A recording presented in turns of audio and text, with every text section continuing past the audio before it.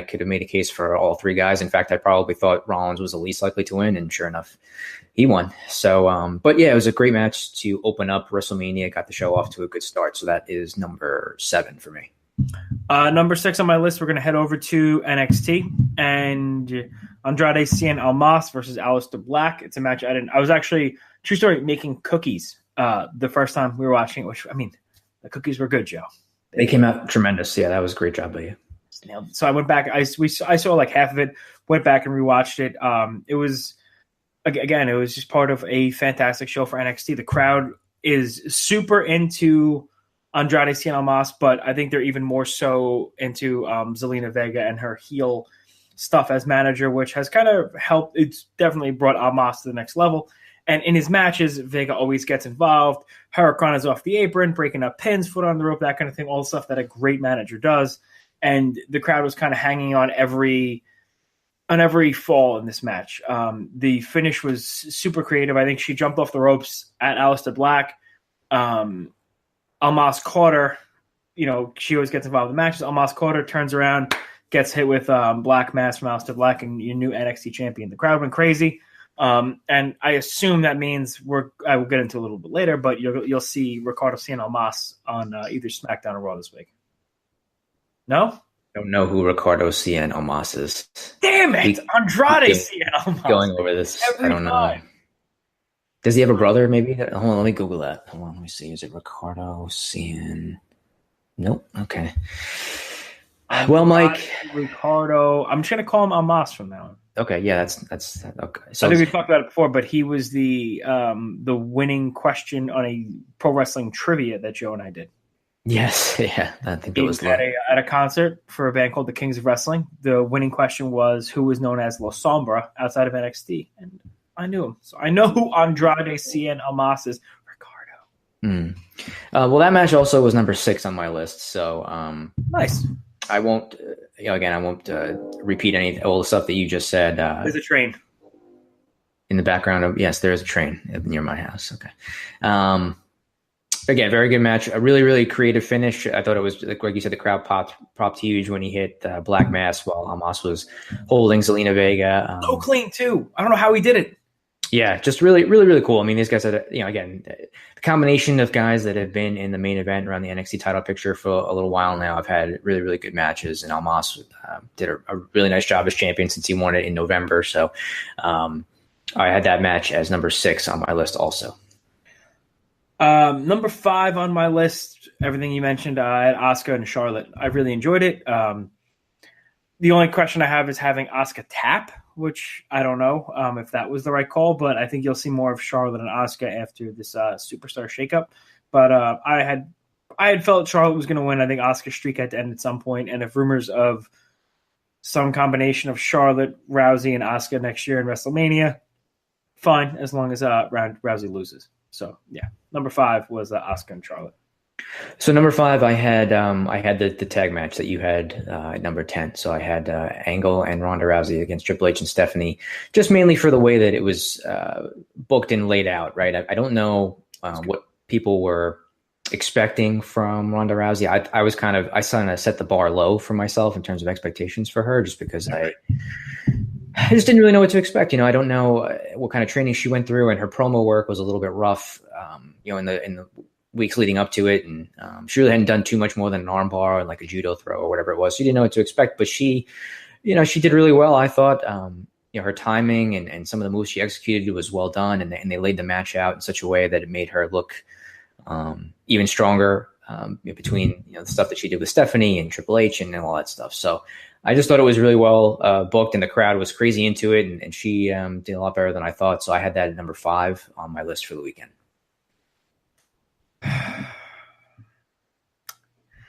I'm sorry. I'm going to go watch another Ricardo Cien Almas match while you give your number 4. Hold on. Let me just mute myself here. Wow. Okay. First of all, it was an accident. And secondly, I'm sorry, but on what planet is Stephanie going to fight out of an armbar from Ronda Rousey? Yeah, no, that was a little silly. Like twice. I'm okay with the roll-up thing, but you're really – like Rousey's really going to have trouble snapping your arm in a second and a half? Please. I need to make Stephanie look tough. That and her 47-inch heels. Give me a break. Number 4, right? We're on number 4. Yep, number 4. Number 4, Hangman Page versus Kota Ibushi from Ring of Honor, Supercard of Honor.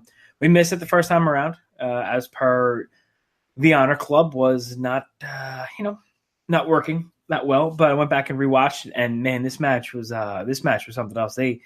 Both these guys are, I don't want to say very similar in the ring, but they both have some similar moves. The triangle moonsault, the shooting star shoulder block, tight. There was a couple of spots in the match. Hangman Page had him with the underhook tombstone. I've seen him do a couple times, like a reverse rite of passage. And then to me, the craziest spot was Hangman Page went for the moonsault off the barricade, and then Ibushi jumped up and hit him with like a super German to the floor. I watched that match twice actually, and it was all kinds of fun. And I think the right guy won. But for me, number 4 is Hangman versus Ibushi.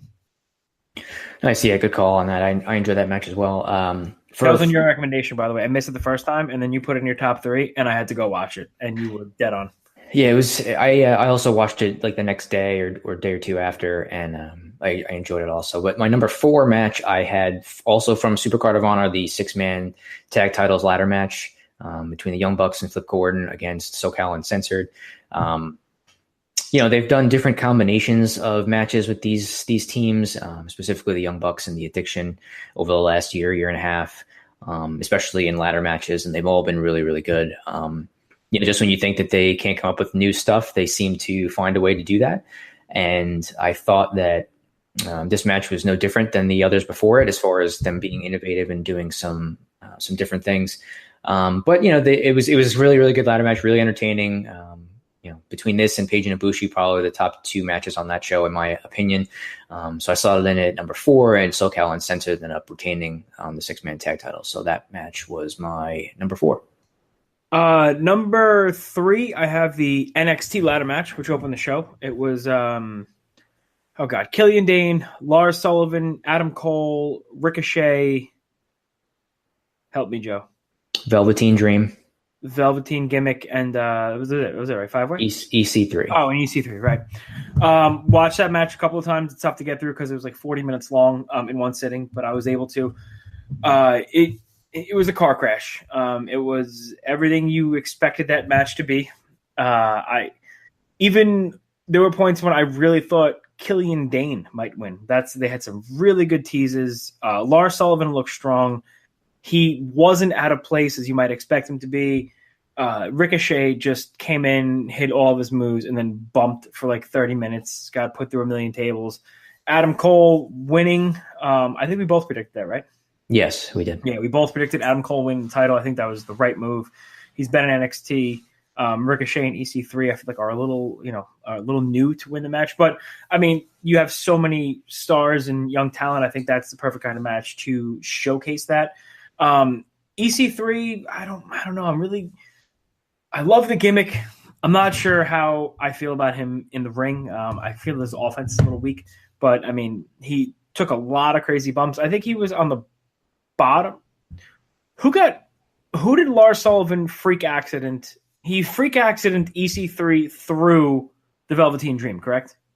I don't know. It was either that or vice versa, but I can't remember. Whatever it was. But the bumps in this match were crazy. It was everything everybody expected and then some. It was one of the best matches of the weekend. But Adam Cole winning was correct. So I went with that. Number 3. Yeah, number 3, I had Adam Page versus Kota Ibushi. Again, we didn't see it live when it happened just because of the issues with Honor Club on Saturday night, but I ended up watching it. I forget if it was either Sunday or Monday, but it was a really good match. I liked it a little bit better than the 6-man tag title match just because I just felt like it was something new, but I thought Page definitely held his own against Ibushi. I expected Ibushi to win, which he did, so I'm not really too upset about that, but they had a really good match. I wouldn't mind seeing them again in the future. So that was Page versus Ibushi, number 3 for me. And not for nothing, every time he hits the buckshot lariat, I mark out. I love that move. Yeah. Number 2 for me was main event of NXT, Johnny Gargano and Tommaso Ciampa. They had an absolute classic. It was, what was it, about 35-minute match? 30 minutes? I think it was, like 30, 35 minutes. I think, it was brutal from bell to bell. It was, it was everything you want in a grudge match. Neither guy held anything back. The sunset flip powerbomb spot to the floor is really tough to watch. I don't know how he made it up from that. They, in the ring, they sold it like two guys that hate each other, and even the finish told worked into the whole storyline with the Ciampa's torn ACL, and Gargano went for it, and he had a change of heart. He was going to hit him with a crutch, and then he sat next to him like DIY used to, and then he was prepared for Ciampa to turn on him, and it was good to see Johnny Gargano get the win that we talked about he so rightly deserves. So for me, at number 2 was Gargano and Ciampa. I also had Gargano and Ciampa as number 2 on the weekend. It was tough. Just I watched it twice because I just want to get a feel for it. I think it's some of the reviews I read of it, people really liked it a lot. Others thought maybe it was a little bit slow in the beginning. But I thought that just given the nature of the feud and the brutality of it, and just the seriousness and the storyline has been great. It's been going for almost a year. They put on another really good match. I mean, Gargano I can't remember the last time he didn't put on a good match in this type of environment. And the feud called for it, and Gargano got his job back in NXT, and so he'll be able to stay there for a little while longer, which would definitely be good for that brand. So just really a non-title match that was worthy of being the main event based off the feud, and Ciampa's first match back, I thought it was really, really well done. So that's numero dos on my list. I think my only issue with that match was there was almost too many near falls towards the end. Like when Gargano kicked out of Project Ciampa off the rope, that for me, I was like, I don't know how you kick out of that. I mean, not as bad as, the F5 was butchered over the weekend, but, it was pretty bad. So for me, number 1, I went back and forth on my top 3 several times. And for me, number 1 is the Bucks and Flip Gordon versus SoCal Uncensored. I watched the match again this morning after I made the decision to put it number 1. There were like 3 spots in the first 5 minutes that looked really, really bad.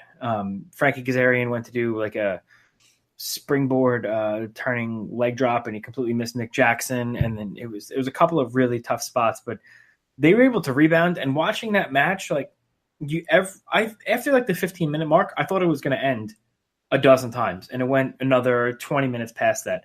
Flip Gordon's insane. I don't know, the bump he took with his face first on the ladder from the top, we thought he was dead. And then he was kind of falling off the top rope, and then one-legged cannonball off the ring post. I mean, it was everything, you expect the Young Bucks to do it. And they continue, like you said, when you were talking about, they continue to innovate. Nick Jackson's like quadruple springboard from ladder to rope. And the Kingdom interference bothered me to an extent, but it made for a great spot when Matt Jackson was pushed off the ladder by Christopher Daniels onto Vinny Marseglia on the floor. I don't know. This match was just off the charts. And especially the other thing I took into consideration too, which I don't even know if I should have, but Christopher Daniels is like, 60, right? He's up there. I think he's like 46, 47, something like that. Frankie Kazarian is in the best shape of his life at probably 40 and change. And for them to do what they did, really a showcase for Flip Gordon. So for me, my favorite match of the weekend, SoCal Uncensored versus the young Flip Bucks from ROH Supercard of Honor. Nice. Well, I mean, number 1 on my list, really, there's only one choice left for me, which is Brock Lesnar versus Roman Reigns, the main event of WrestleMania. No, don't do that. That's inappropriate. It really is. You sent me a cow's ass gift the other day. You said that your day resembled some sort of, something resembling a cow's rear end. So I went ahead and found it. I was trying to make light of the situation as per your day. You know how many times I had to zoom in to see what I was looking at? Yeah. By the time I got close, I was like, that is a cow's ass. Yeah. There was another one of a cow pooping, and I didn't want to send you that. I felt like that would have been over the top. So I didn't want to. Anyway, number 1, I had the NXT North American title match from Saturday Night Show. Again, what was I expecting from it? I was expecting it to be a car crash, what it was, but there were a lot of cool spots and teases and things in it that I thought made it even better than it was. And being a big Adam Cole fan myself, it definitely helped that he ended up winning that match. So I just personally, when I weighed out all the matches over the weekend and I compared it to the other ladder match and the Gargano match, I just liked it slightly better than each of those. And so that's it. That's number 1 on my list. The sticky note, is now gone. So that finishes up the top 10 lists.